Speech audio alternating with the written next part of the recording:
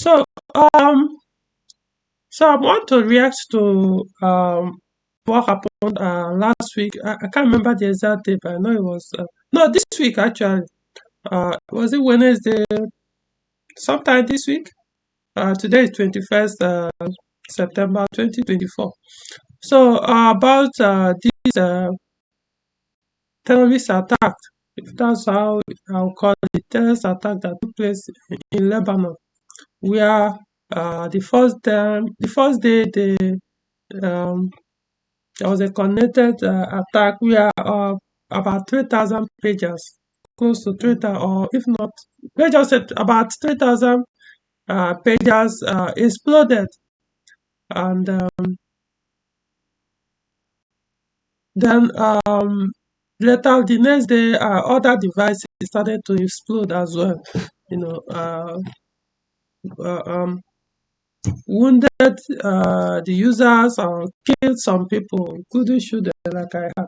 So let's read it, and even though before I will read this thing, I'll say Israel was accused as a perpetrator because it's considered a terrorist attack. So that the Israelites they didn't deny it, you know. So unless maybe they've done that, but so far they kept silent. So because it was I'm trying to watch what I say, but it's as if they said the target was Hezbollah, and but then civilians were affected. Most of the people that had those things were civilians. So, so this is Russia government reaction to that. So this is Russia permanent representative to the UN Nebanza on the major attack on Lebanon. So this is the guy. So I got this information from a Telegram channel known as Slavian Guard. I'm going to show you guys the name so that. Okay, so let's read it. It said, "This is the man. Their Russia position. So what happened recently in Lebanon and Syria? Oh, means it wasn't only Lebanon. I thought.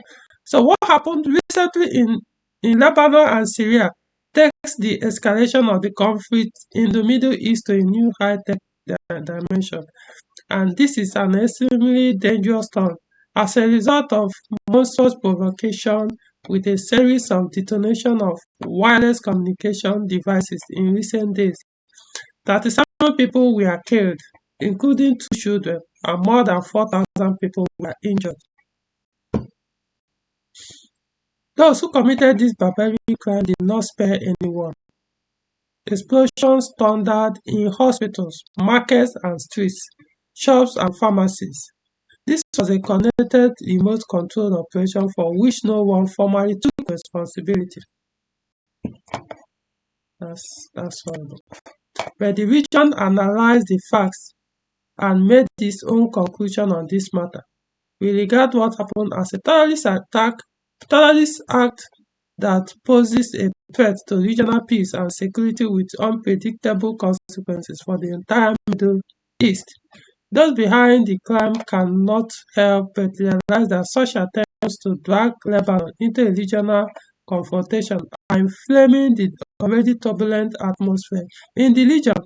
It is obvious that the organizers of this attack, unprecedented in terms of malicious use of household devices, we are deliberately seeking to ignite a large-scale armed confrontation, seeking to provoke a new major Middle East war. So I can see this from Slavian Cat.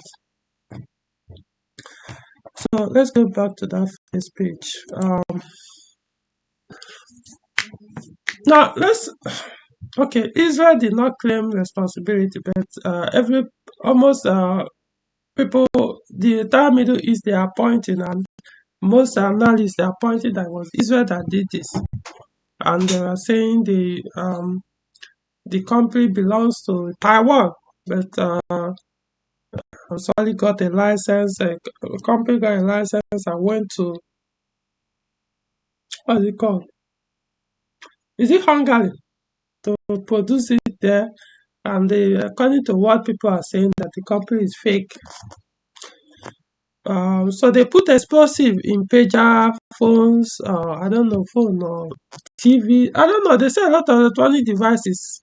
I don't so nobody even know what and what we actually detonated. But here is what I'll tell you. Let's assume truly that it was done by Israel or maybe any other country. I don't know. Let's assume it was done because obviously this is like it's pointing at either a Western country because okay, let's just say it was Israel that did that. It's still an allegation that Israel did this terrorist attack. Fine. But then, everybody knows that America supports Israel no matter what. It doesn't matter what they do, they always support them. So, in other words, it's as if Americans knew about this before it even happened. Or maybe we are the one that even recommended they do this. So, because this is something that probably took years or months, this is something they planned. They went and did these things, sold these things to them, and people are using them, not knowing that they actually bomb in them. So, see what is going to happen worldwide now. So now that people have realized that this thing can now be used as uh, uh, um, terrorist way of attacking a country. Those countries that produce people will like anything that now comes from no anything that Israel produces. No sane country will want to buy those products or import products from those countries anymore, or even any company associated with that country. People will like, nah, because it means that anytime they might use it to hold something against us. Anytime we disagree with them, they can use it to kill a lot of us. So meaning, let's assume, um, I don't know, US, what do they even produce? Because people will like, even iPhone, trust me now, countries that have a problem consider enemy to USA. They'll be like, US produce iPhones, right? Hey, we don't want them in our country anymore. Because it means they will assume that for Israel to do this, that there's no how USA we are not aware from the planning to the execution. So meaning that hey, do not bring in this product in our country. So you start losing economically, you lose as well. Because now nobody will trust any product you produce, not just electronics, anything that you produce. People will assume that probably you put explosive inside it. People will start throwing like governments like Russia, China, I don't know, some of these other countries, even your ally, you'll be surprised that even Canada now, they might not, if they have been using iPhone, they might start throwing it away, especially the government officials, because it means they can be using it to spy on you, or if they can be using it in case one day they don't like you, they will boom, they will just somebody somewhere has the detonator, they will boom to kill you. In fact, even make it worse is even this what is it called? This electric cars, because that one is like a ticking time bomb. Because everything about the car is electronically controlled, unlike ICE car that it can. I mean, unless maybe they start to put you go online, then they can. I mean, unless somebody come and plug something on your car. If not, the ECU can't really be able to. You can hack it though, but if it's cars like carburetor engine, you can't hack them. There are ECUs that you won't be able to hack, like the ones that use manual throttle, but that use cable to operate the throttle body. How can you hack it? Even if you can hack the ECU, all of a sudden the RPM start jumping up. Okay, you could say that it's not possible, but anything is possible. But you know what you cannot hack? Manual transmission. That's what you cannot hack. You can't hack manual transmission. That's what. All you need is, even if you are driving, all of a sudden the person hack the car, and then the car start driving at,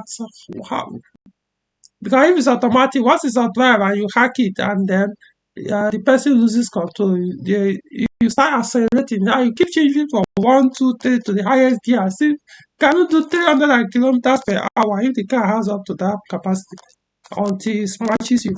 You can't do it on manual. All you need to do, engine might be short, you just press your clutch pedal, put your gear lever to neutral, and that's it. Your car will stop. Engine will just be shouting till it breaks to pieces, but then the car can move as long as the gearbox is not engaged. And the gearbox can only engage manually by the person sitting beside the gear lever. So these are the things people also need to check. Honestly, you guys that are in government offices, I would recommend you stop driving or you stop using automatic cars. Honestly, this is scam. Maybe I'll do a separate video on this, or maybe on my car channel. I'll talk about this. You should stop driving automatic cars, because that worse even electric car. That's even the easiest one to hack. So that if it's manual, if you hack it, you can easily prevent it. Even the brake, even if you hack the brake and make the ABS not to work anymore, as long as there's still a feel on the brake pedal, you can reduce the speed. Only that it won't be effective anymore. But like I said, before I even get that danger, once you notice that the car start accelerating itself without anything, all you need is clutch is mechanical. You can't hack it. There's no electronic there. You know, press the clutch, boom, put it back to manual, put it to neutral. That's it. That's how to protect yourself. I'm talking about government people, you know that you are target, especially politicians, you are target. So someone can use it to eliminate you.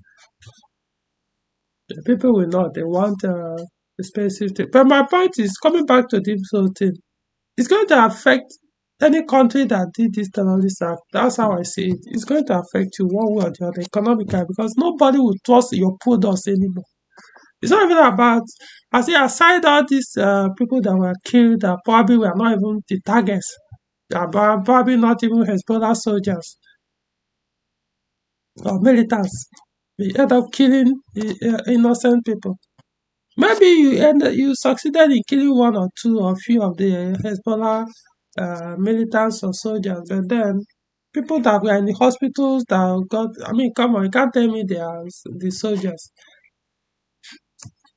or children that were killed. You can't also tell me they are soldiers. So it's going to affect not just Israel, if at all it was Israel that did this, that committed this terrorism. However, it's going to affect other Western country products, to the point that other countries that can produce those things or wouldn't even want to buy from them, because they consider, if especially if you guys are considered or not even as an enemy, you could even be an ally, yet you use it to be monitoring or to blackmail your ally so that you keep them in check. So they will rather go and buy from someone they trust more or produce theirs. So that it wasn't a good idea, honestly, because it's going to hurt you later on. Like I said, what Israel did not say they were the ones, so it could be just an allegation that's false. So, but America understand that this might also affect you. Likewise, other European countries. Because it means all it takes now is China to say, hey, we don't do that, trust us, we are going to give you safe this thing without any control, we can demonstrate it in your presence, PCC it, show you nothing, we don't do that kind of thing. People start buying from there, you lose the market, the world market. I don't think Americans, if actually you knew about it before it happened, you shouldn't have advised they do it, because it's going to affect you too.